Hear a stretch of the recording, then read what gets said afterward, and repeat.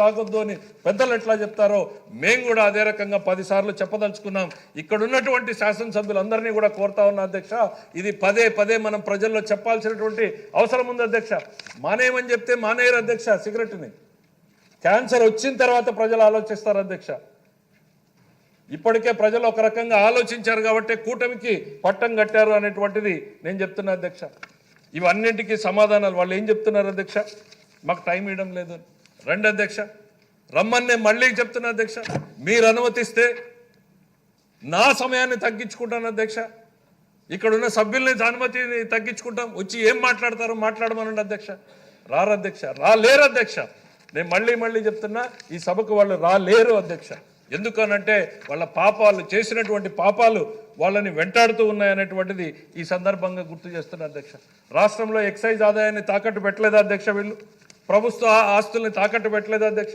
రైతు బజార్లని, కలెక్టరేట్లని, మీకు ఎంతో ప్రతిష్టాత్మకంగా ఉండేటువంటి విశాఖపట్నం సర్క్యూట్ హౌస్ని, ఇవన్నింటినీ తాకట్టు పెట్టలేదు అధ్యక్ష.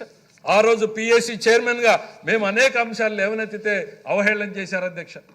ఆ రోజు గవర్నర్ గారిని కలిసి మేము చెప్పామని, ఆఖరికి గవర్నర్ గారికి రాజ్యాంగం కల్పించినటువంటి రక్షణని కూడా తొలగించేలా వీళ్ళు జీవోలు ఇష్యూ చేశారు అధ్యక్ష.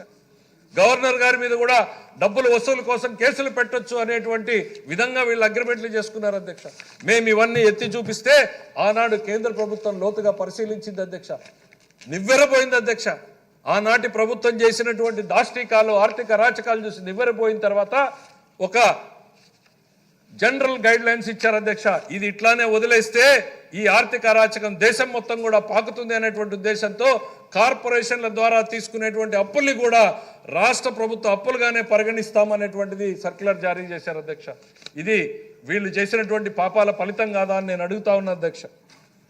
ఇవాళ ఈరోజు రాష్ట్రంలో విధ్వంసం జరిగింది అనేటువంటిది వాస్తవం అధ్యక్ష.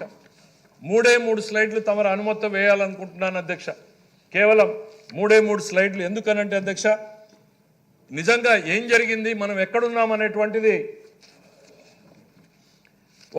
అవసరం ఉంది అధ్యక్ష. మన కంపారిజన్ తెలంగాణతో మనం పోల్చుకోకపోయినా ఒక రెఫరెన్స్ పాయింట్గా పెట్టాను అధ్యక్ష. ఒక ఫస్ట్ స్లైడ్ అధ్యక్ష, స్టేట్ ఓన్ రెవెన్యూ చివరి కాలం చూడమంటున్నా అధ్యక్ష.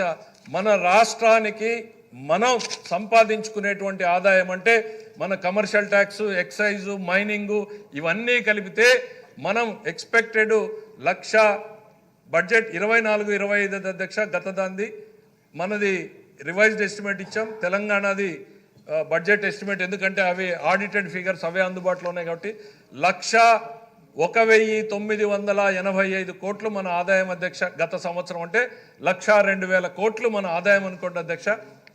మన జీతభత్యాలకు ఎంత ఖర్చు పెడుతున్నాం అధ్యక్ష?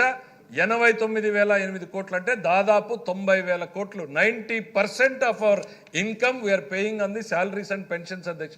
పెన్షన్స్ అంటే కేవలం ఉద్యోగులు మాత్రం అధ్యక్ష, మరి వృద్ధులకి పెద్దలకు ఇస్తున్నటువంటి పెన్షన్లు కాదు అధ్యక్ష. 90% మనం రాష్ట్ర ప్రభుత్వం స్పెండ్ చేస్తుంది అధ్యక్ష. పక్కన ఉన్నటువంటి తెలంగాణను తీసుకోండి అధ్యక్ష. వాళ్ళ స్టేట్ ఓన్ రెవెన్యూ 1,73,389 కోట్లు ఉంటాయి అధ్యక్ష. వాళ్ళ శాలరీ ఎక్స్పెండిచరు 51,682, అంటే కేవలం 30% అధ్యక్ష. ఇంకో 5,000 పెరిగింది అనుకుందాం అధ్యక్ష, 35%.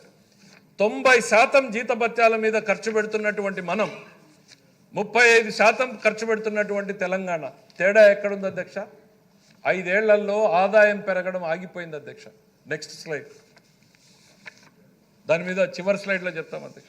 ఇక మన కేంద్రం నుంచి వచ్చేటువంటి నిధులు ఏమున్నాయనేటువంటిది అధ్యక్ష. ట్యాక్స్ డెవల్యూషన్ చివరి కాలం చూస్తే అధ్యక్ష, మనకి గత సంవత్సరానికి గాను, అంటే ఈ మార్చి వరకు ఉంది అధ్యక్ష, 52,080 కోట్లు మనకి రావాల్సింది అధ్యక్ష. మనం కట్టాల్సినటువంటి అప్పులు, వడ్డీలు ఎంత ఉన్నాయి అధ్యక్ష? 65,962 కోట్లు. అంటే మనం ఆదాయాన్ని మించి 127% అధ్యక్ష. Next slide.